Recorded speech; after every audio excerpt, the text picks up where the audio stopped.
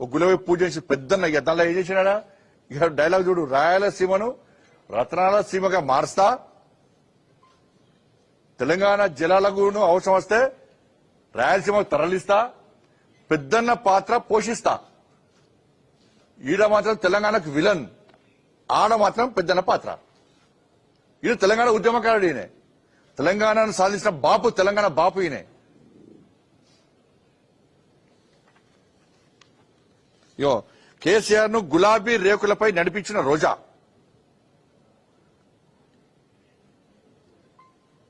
పట్టువాస కవితకు కూడా పట్టువాసాలు పెట్టి కవితకు చెప్పాలి మరి అలా.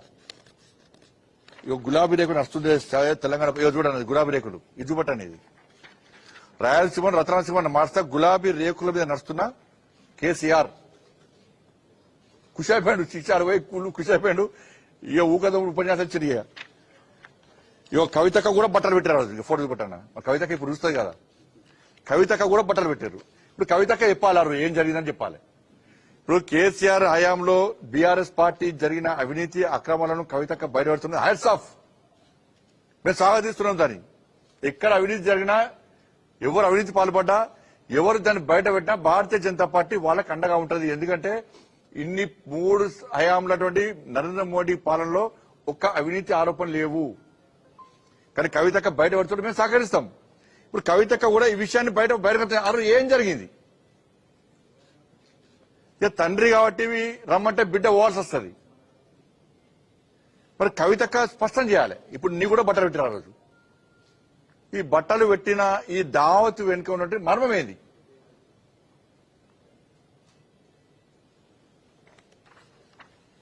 అదే కవితక్క కూడా ఆ రోజు వద్దన్నట్టున్నది. నాకు కొంచెం సమాచారం అయితే ఉన్నది. అదే వద్ద దావత్ అదేమద్దు, ఈ చేపల పులుసులు ఈ రొయ్యల పులుసు మా ఇంట్లో పెట్టుకోవచ్చు వద్దన్నట్టు నాకు తెలుసు. మరి కవితకే చెప్పాలి. మరి ఆ రోజు వద్దన్నదా, కవిత కూడా పోదామన్నదా, కవితకే చెప్పాలి. కవిత నమ్మకం ఉంది. ఎందుకంటే బయటపడుతుంది కదా పాపం, ఇప్పుడు అన్ని అవినీతి బయటపడుతుంది కదా.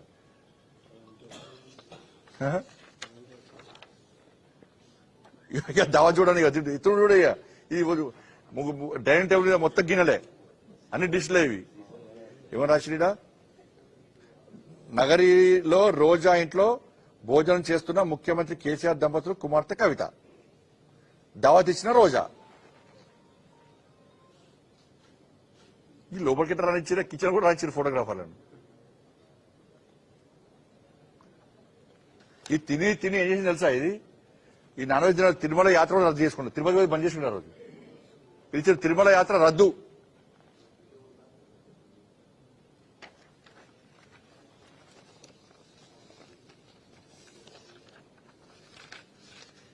అయితే ఇక్కడ జరిగింది ఏంటంటే, ఈ రాయలసీమ లిఫ్ట్ ఇరిగేషన్ కట్టేటప్పుడు నేను కేసీఆర్ గారికి లెటర్ రాసిన. ఇక ఆ రోజు మేము ఫస్ట్ చెప్తాను, మేము 5 days నేను ఈ జరిగిన వెంటనే ఇగో భారతీయ జనతా పార్టీ తెలంగాణ రాష్ట్రంలో అన్ని ఇండ్ల మీద నల్ల జెండాలు ఎగరేస్తాం. ఎవరు తెలంగాణకు అన్యాయం జరుగుతుంది, రాయలసీమ లిఫ్ట్ ఇరిగేషన్ కడుతున్నారు అని చెప్పి మా ఇంటి మీద నేను జెండా ఎగరేసిన, మాస్క్ పెట్టుకుని జెండా ఎగరేసిన. తెలంగాణ రాష్ట్రం మొత్తం కూడా భారతీయ జనతా పార్టీ కార్యకర్తలందరూ కూడా ఇంటి మీద నల్ల జెండాలు ఎగరేసారు. మేము రౌండ్ టేబుల్ మీటింగ్స్ పెట్టాం. కృష్ణా జలాల వినియోగంలో కేసీఆర్ విఫలం. ఇగో round table meeting doctor Laxman గారు ఉన్నారు, కిషన్ రెడ్డి గారు ఉన్నారు, మురళీధర గారు ఉన్నారు. రౌండ్ టేబుల్ మీటింగ్ పెట్టాం మేము.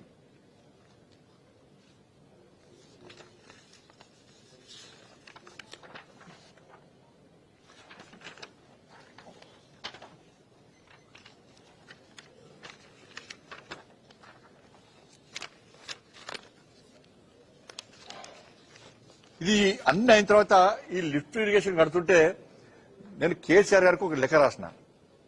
సార్, రాయలసీమ లిఫ్ట్ ఇరిగేషన్ కడుతున్నారు, పేపర్లో కూడా వచ్చింది.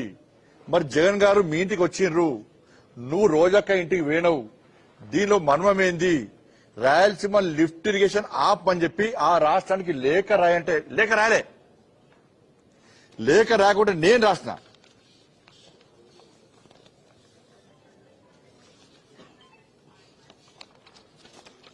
ఎప్పుడన్నా 3/7/2021 రోజు ఫస్ట్ గజేందర్ సింగ్ షెకావత్ గారు రాసిన లేఖ, రాయలసీమ లిఫ్ట్ ఇరిగేషన్ కడుతున్నారు, మా తెలంగాణకు అన్యాయం జరుగుతుంది, ఇక్కడ రాష్ట్ర ముఖ్యమంత్రి పట్టించుకోలేడు అని చెప్పి కేంద్ర మంత్రి గజేంద్ర సింగ్ షెకావత్ గారికి నేను లేఖ రాసిన. లేఖ అనేది ముఖ్యమంత్రి రాలే, నేను రాసిన లేఖ రోజు.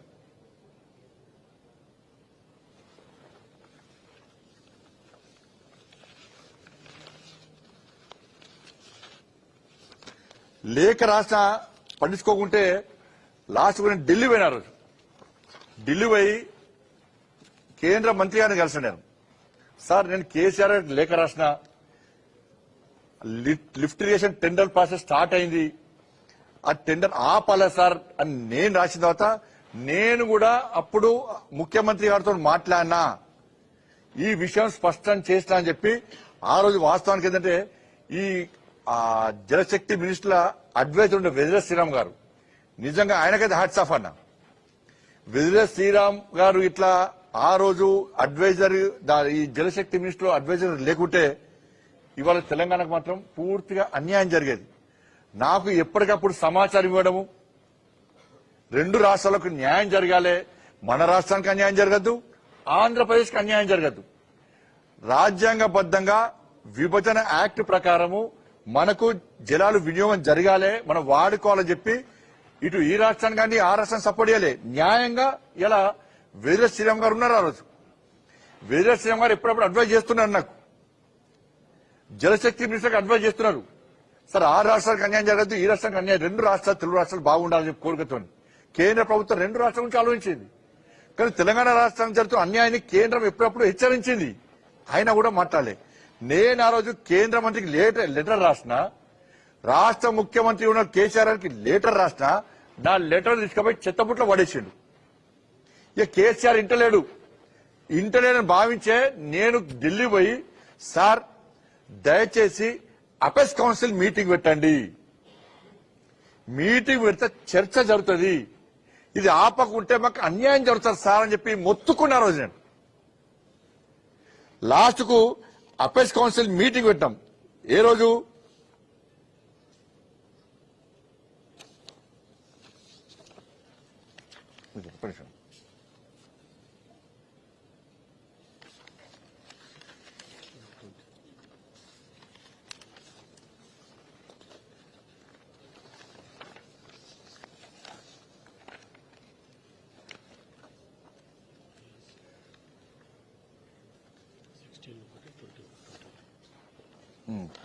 అపెక్స్ కౌన్సిల్ మీటింగ్ పెడితే ఆ రోజు